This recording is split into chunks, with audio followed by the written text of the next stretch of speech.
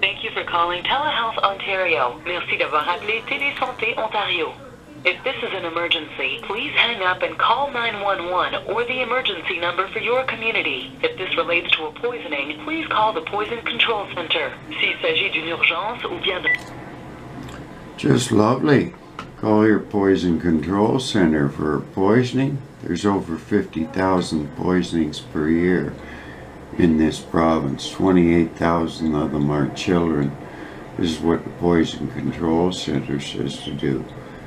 To give them chest compressions for poisoning and continued chest compressions.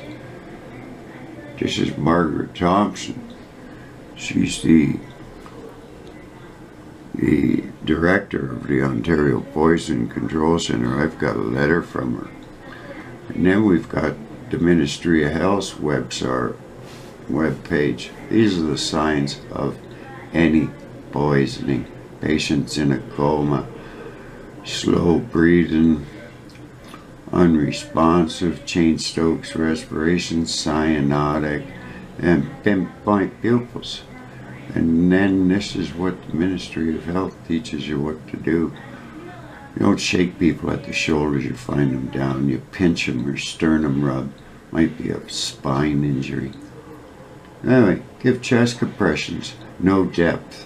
So they're pushing right straight to the floorboards and continue chest compressions. Here's a little picture of Dr. Eric Hoskins, the Minister of Health. This information that he's standing beside right there, chest compressions, that's enough to have him found guilty, that picture alone, guilty of mass murder. Mayor here told him to stop doing it back in January 9th, 2017. Same with the medical officer of health at a press conference. This is what you're supposed to do.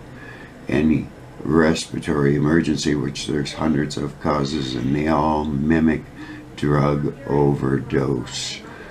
The Toronto Public Health nurses are given respiratory assist and may give naloxone because the patient could wake up with just rescue breathing alone. They're murdering you all on purpose, and every nurse knows it's murder. They're making themselves sick saying nothing. Anyway, have a good one, and don't forget to breathe once every 5 seconds. It's very, very, very important.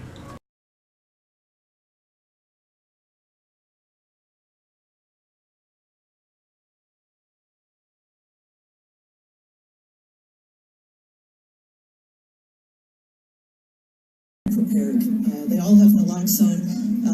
The most important thing when they get on site is actually ventilation as well as naloxone. But I think what we heard loud and